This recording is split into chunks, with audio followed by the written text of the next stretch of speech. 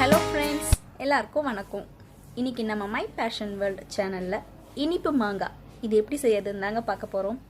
சம்மரில் நமக்கு ஈஸியாக கிடைக்கக்கூடிய மாங்காயை வச்சு இந்த மாதிரி சூப்பராக இனிப்பாக புளிப்பாகவும் கொஞ்சம் காரமாகவும் இருக்கக்கூடிய இந்த மாங்காய் இனிப்பை எப்படி பண்ணுறதுன்னு வாங்க வீடியோக்குள்ளே போய் பார்க்கலாம். ஒரு கடாயில் கொஞ்சமாக எண்ணெய் சேர்த்து அதை லேசாக சூடு பண்ணதும் 1 டீஸ்பூன் அளவுக்கு கடுகு உளுத்தம் பருப்பு சேர்த்து பொரிய விட்டுக்கோங்க.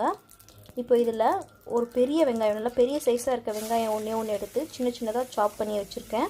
அது கூடவே ஒரு கொத்து கருவேப்பிலையும் சேர்த்து இதை நல்லா எண்ணெயிலே வதக்கிக்கோங்க. ரொம்ப வதங்கணுங்கிற அவசியம் கிடையாது, லேசாக வதங்கினாலே போதும். இப்போ ஓரளவுக்கு பார்த்தீங்கன்னா நல்லா வதங்கிட்டு இருக்குது.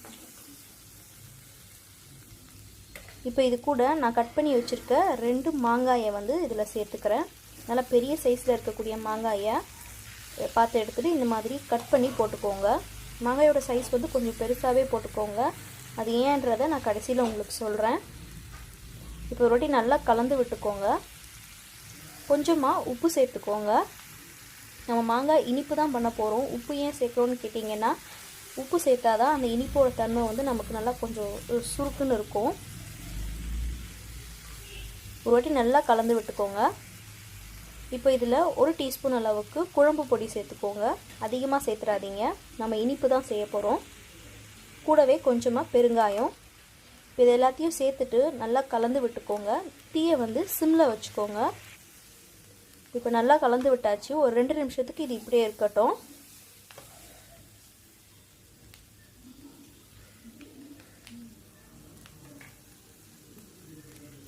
இப்போது இந்த மாங்காய் வேகிறதுக்கு 1 கப் அளவுக்கு தண்ணி சேர்த்துக்கோங்க. தண்ணி சேர்த்துட்டு தீயை மீடியமில் வச்சுட்டு இந்த மாங்காய் வேகிற வரைக்கும் நாம் இதை நல்லா கொதிக்க விட்டு எடுத்துக்க போகிறோம். ஒரு வாட்டி நல்லா கலந்து விட்டுட்டு இந்த மாங்காய் சேர்த்துருக்க தண்ணி நல்லா கொதிக்கட்டும்.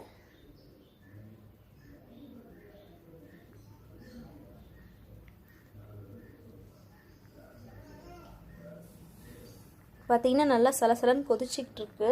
மாங்காயும் பார்த்திங்கன்னா ஓரளவுக்கு நல்லா வெந்துக்கிட்டே இருக்குது. நான் உங்களுக்கு எடுத்து காமிக்கிறேன்.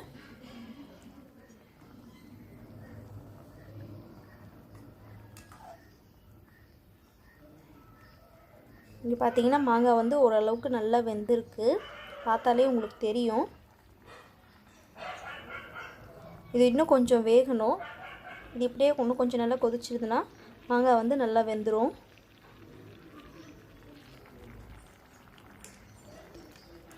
அப்பப்போ இந்த மாதிரி கலந்து விட்டுக்கோங்க. ஓரளவுக்கு தண்ணி சுண்டி வந்துருச்சுன்னா தீயை சிம்மில் வச்சுட்டு மாங்காய் வேகிற அளவுக்கு நீங்கள் வெயிட் பண்ணிங்கன்னா நல்லா குக் ஆகிடும். அப்பப்போ இந்த மாதிரி கலந்து விட்டுக்கிட்டிங்கன்னா அடி பிடிக்காமல் இருக்கும்.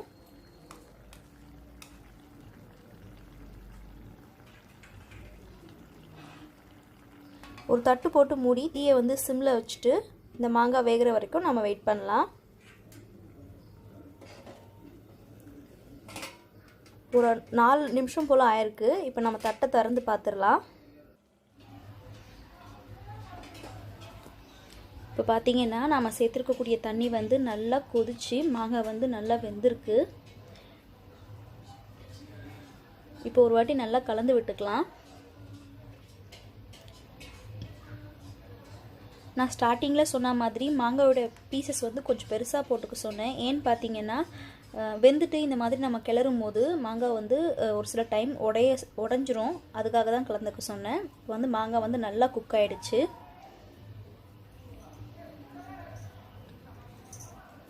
இப்போ நம்ம இதில் ஃபைனலாக வெல்லம் சேர்த்துக்க போகிறோம். நாம் சேர்த்துருக்கக்கூடிய தண்ணி ரொம்ப வற்றிடக்கூடாது. இந்த மாதிரி கடைசியாக கொஞ்சமாக தண்ணி இருக்கும்போது வெல்லம் சேர்த்தோம் அப்படின்னா வெல்லம் அந்த தண்ணியில் கரைஞ்சி மாங்காய் மேலே நல்லா ஒரு கோட்டிங் கொடுத்து பார்க்க அந்த டெக்ஸ்டர் ரொம்ப சூப்பராக இருக்கும். இப்போ நம்ம வெல்லத்தை சேர்த்துக்கலாம். நான் 1 கப் அளவுக்கு வெல்லம் எடுத்திருக்கேன். உங்களுக்கு எவ்வளோ இனிப்பு தேவையோ நீங்கள் அந்த அளவுக்கு எடுத்து இதில் சேர்த்துக்கோங்க. வெல்லத்தை நல்லா இந்தமாதிரி நசிச்சு போட்டுக்கோங்க.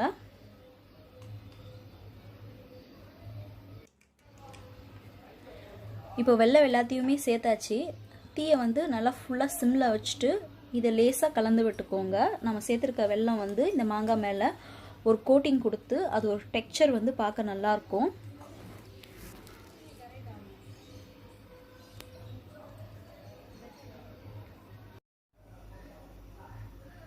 நாம் சேர்த்த வெல்லம் எல்லாம் நல்லா கரைஞ்சி அது ஒரு பாகு பதத்துக்கு வந்திருக்கு.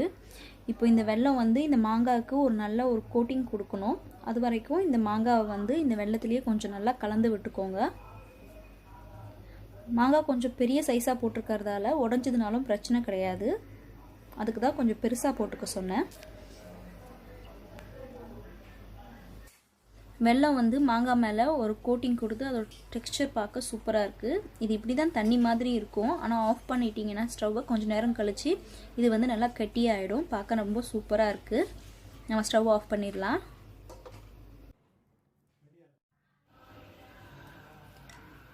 நான் சொன்ன மாதிரியே பார்த்தீங்கன்னா வெல்லம் வந்து ஸ்டவ் ஆஃப் பண்ணும்போது கொஞ்சம் தண்ணியாக இழுன்னு இருந்துச்சு.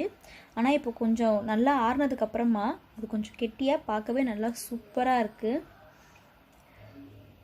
நம்மளோட சூப்பரான இனிப்பு மாங்காய் தயாராகிடுச்சு. இந்த ரெசிபியை நீங்கள் உங்கள் வீட்டில் ட்ரை பண்ணி பாருங்கள், ரொம்பவே நல்லாயிருக்கும். இந்த வீடியோ உங்களுக்கு பிடிச்சிருக்கோன்னு நான் நினைக்கிறேன். பிடிச்சிருதுன்னா லைக் பண்ணி, ஷேர் பண்ணி, கமெண்ட் பண்ணுங்கள். என்னோட மை பேஷன் வேர்ல்ட் சேனலை சப்ஸ்கிரைப் பண்ணிங்கன்னா நான் அடுத்தடுத்து போடக்கூடிய ரெசிபி வீடியோஸ் எல்லாம் நீங்கள் உடனுக்குடனே பார்க்கலாம். அது வரைக்கும் நன்றி, வணக்கம்.